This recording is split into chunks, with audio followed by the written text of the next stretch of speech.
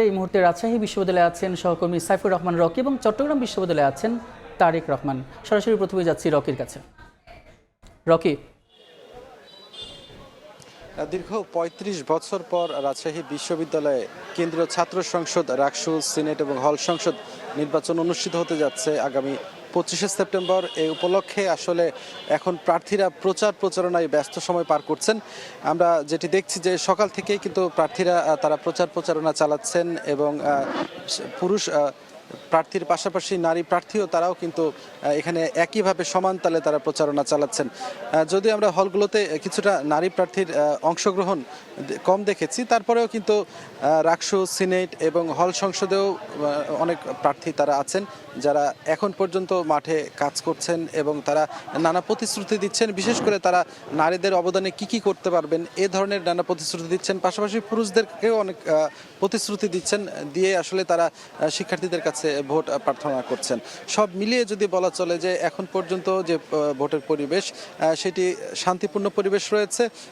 ছাত্র দল এবং ছাত্র শিবির প্যানেলের যারা এখানে ভিপি, জিএস, এজিএস প্রার্থী রয়েছেন তারাও সমান তালে তারা প্রচারণা চালিয়ে যাচ্ছেন, তারাও ভোট চাচ্ছেন নানা প্রতিশ্রুতি দিয়ে এবং একে অপরের বিরুদ্ধে ছোটোখাটো কিছু অভিযোগ করেছেন, তবে সেটি এখন পর্যন্ত গুরুতর কোনো অভিযোগ নয়। কিছুক্ষণ আগেই রাজশাহী মেট্রোপলিটন পুলিশের কমিশনার মোহাম্মদ আবু সুফিয়ান রাজশাহী বিশ্ববিদ্যালয়ে এসেছিলেন এবং এখানে কিন্তু তিনি ঘুরে বেরিয়েছেন এবং তিনি যেটি জানিয়েছেন 2000-এরও বেশি আইন শৃঙ্খলা রক্ষাকারী বাহিনীর সদস্য এই রাজশাহী বিশ্ববিদ্যালয়ে কিন্তু তারা মোতায়েন করবেন 24শে সেপ্টেম্বর এবং 25 সেপ্টেম্বর তারা থাকবে এবং ভোট গণনা পর্যন্ত শেষ পর্যন্ত তারা কিন্তু থাকবে। সব মিলে আপনাদের জানেন যে রাজশাহী বিশ্ববিদ্যালয়ে এবার মোট যে ভোটার সেটা 28,905 জন এবং এখানে কিন্তু ভিপি পদে এখানে 18 জন, এখানে জিএস পদে এখানে 13 জন এবং এজিএস পদে এখানে 16 জন প্রার্থী প্রতিদ্বন্দ্বিতা করছেন এবং রাকসুতে সব মিলিয়ে 247 জন এবং এখানে কিন্তু সিনেটে 58 জন এবং হল সংসদে 597 জন প্রার্থী রয়েছেন। তো এই ছিল আমার কাছে রাজশাহী বিশ্ববিদ্যালয় থেকে এখন পর্যন্ত প্রচারণার সর্বশেষ। এখন আমরা চলে যাচ্ছি চট্টগ্রামে সহকর্মী তারেকের কাছে। চট্টগ্রাম বিশ্ববিদ্যালয়ের চাকসু ও হল সংসদ নির্বাচনের মনোনয়ন বিতরণ কার্যক্রম আজ 3:30 শেষ হওয়ার কথা থাকলেও তীব্র শিক্ষার্থীদের যে তীব্র একটি চাপ, সেই চাপের কারণে রাত 10টা পর্যন্ত এই মনোনয়ন বিতরণ কার্যক্রম অব্যাহত রাখবেন বলে আমাদেরকে জানিয়েছেন নির্বাচন কমিশন। চাকসুতে সর্বমোট 26টি পদের বিপরীতে এখন পর্যন্ত 434টি মনোনয়ন ফর্ম সংগ্রহ করেছেন শিক্ষার্থীরা। এর পাশাপাশি হল সংসদেও প্রায় 6 শতাধিক মনোনয়ন ফর্ম সংগ্রহ করেছেন বলে আমাদেরকে জানিয়েছেন নির্বাচন কমিশন এবং এখনো আমরা দেখতে পাচ্ছি যে প্রার্থীরা আসছেন এবং মনোনয়ন ফর্ম সংগ্রহ করছেন এবং আমরা দেখিয়েছি যে সকালে তেমন একটি ভিড় না থাকলেও বেলা বাড়ার সাথে সাথে এই ভিড় বাড়তে থাকে এবং দুপুরের পরে অর্থাৎ 1টার পরে ব্যাপক শিক্ষার্থী আসলে এই মনোনয়ন ফর্ম সংগ্রহ করতে আসেন। গত 2 দিনেও আসলে তেমন একটি ভিড় আমরা লক্ষ্য করিনি, কিন্তু আজকে এই ভিড়টি কয়েকগুণ বেড়ে গিয়েছে এবং এখানে আমরা দেখতে পেয়েছি যে শিক্ষার্থীরা দীর্ঘদিন পরে যে চাকসু নির্বাচনকে পেয়ে উচ্ছ্বসিত এবং স্বতঃস্ফূর্তভাবে শিক্ষার্থীরা আসলে এই মনোনয়ন ফর্ম সংগ্রহ করছেন এবং সেই মনোনয়ন ফর্ম সংগ্রহ করতে তারা চাকসু ভবনে আসছেন এবং নির্বাচন কমিশন আমাদেরকে জানিয়েছেন যে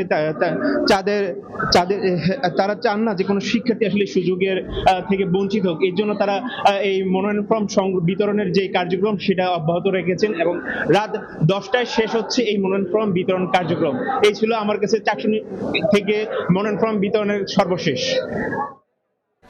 চট্টগ্রাম বিশ্ববিদ্যালয় ও রাজশাহী বিশ্ববিদ্যালয় থেকে যুক্ত হয়ে সহকর্মীরা চাকসু ও রাকসু নির্বাচনের প্রস্তুতির সবশেষ পরিস্থিতি জানাচ্ছিলেন।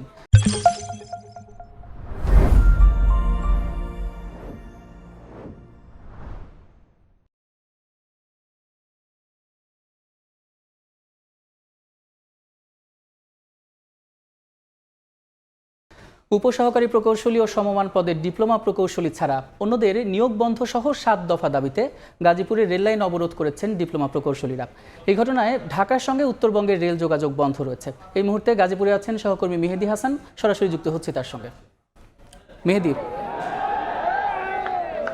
শুধু উত্তরবঙ্গই নয়, উত্তরবঙ্গের পাশাপাশি ময়মনসিংহগামী যে রেল লাইনটি রয়েছে সেটিও কিন্তু অবরোধ করে রেখেছে ডিপ্লোমা প্রকৌশলীরা। তারা আসলে যেটি বলছেন তাদের এই দাবি দীর্ঘদিনের দাবি, সেই দাবি পূরণ না হওয়ায় কিন্তু আজ আবারও এই রেল লাইন অবরোধ করে বিক্ষোভ করছে। আমরা জানিয়ে রাখি, এর আগেও গাজীপুর চৌরাস্তায় মহাসড়ক অবরোধ করে কিন্তু তারা তাদের 7 দফা দাবি জানিয়েছিল। একটু জানিয়ে রাখতে চাই যে ডিপ্লোমা প্রকৌশলীদের যে মূল দাবি, তাদের সাথে যে সাংঘর্ষিক হয়েছে, বুয়েট শিক্ষার্থী যারা রয়েছেন এবং বিএসসি ইঞ্জিনিয়ার যারা রয়েছেন তাদের সাথে এক ধরনের সাংঘর্ষিক দাবিগুলোর মধ্যেই কিন্তু টানাপোড়েনের মধ্যেই এই ধরনের কর্মসূচি পালন করছেন তারা আসলে যেটি বলছেন, বুয়েটের যে 3 দফা দাবি, সেই দাবিগুলো তারা অযৌক্তিক মনে করছেন এবং তাদের যে 7 দফা দাবি, সেই 7 দফা দাবিকে যৌক্তিকতা দাবি করে তা বাস্তবায়নের জন্য কিন্তু তারা এই ধরনের কর্মসূচি পালন করছেন। একটু জানিয়ে রাখতে চাই, মূল যেই দ্বন্দ্বের শুরু, সেটি কিন্তু ডিপ্লোমা প্রকৌশলীদের উপসহকারী প্রকৌশলী পদ নিয়ে। সেই সহকারী প্রকৌশলী পদই কিন্তু বিএসসি ইঞ্জিনিয়ার যারা রয়েছেন তারা কিন্তু এই পদে কিন্তু চাকরি প্রত্যাশী। সেই কারণেই কিন্তু তারা যেটি বলছেন যে শুধুমাত্র ডিপ্লোমা প্রকৌশলী যারা রয়েছেন তারা আসলে পড়ালেখা করে এই পদের জন্য যোগ্যতা অর্জন করে তারা কিন্তু এই পরীক্ষা দিতে চাচ্ছেন। তারা যেটি বলতে চাচ্ছেন, যদি বিএসসি ইঞ্জিনিয়াররা এই পদে পরীক্ষা দিতে চান, তবে এই পদে আসলে বিশেষ করে প্রতি বছর অসংখ্য শিক্ষার্থী এই ডিপ্লোমা প্রকৌশলী এই গ্র্যাজুয়েশন কমপ্লিট করার পর তারা কিন্তু চাকরি প্রত্যাশীরা হুমকির মুখে পড়বেন এবং সবশেষ এখন কিন্তু যেটি বলছেন যে যত দ্রুত সম্ভব তাদের এই দাবি যেন মেনে নেওয়া হয়। আগামীকাল আরও কঠোর কর্মসূচির ডাক দিয়েছে এই ডিপ্লোমা প্রকৌশলী যারা রয়েছেন তারা।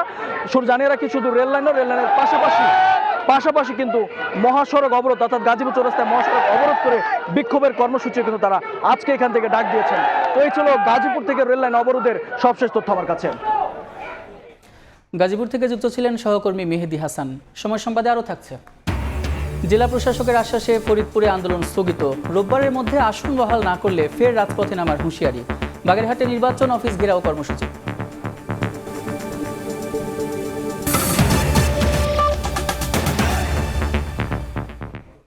রংপুরে লালমনিরহাটগামী পদ্মরাগ ট্রেনের 6টি বগি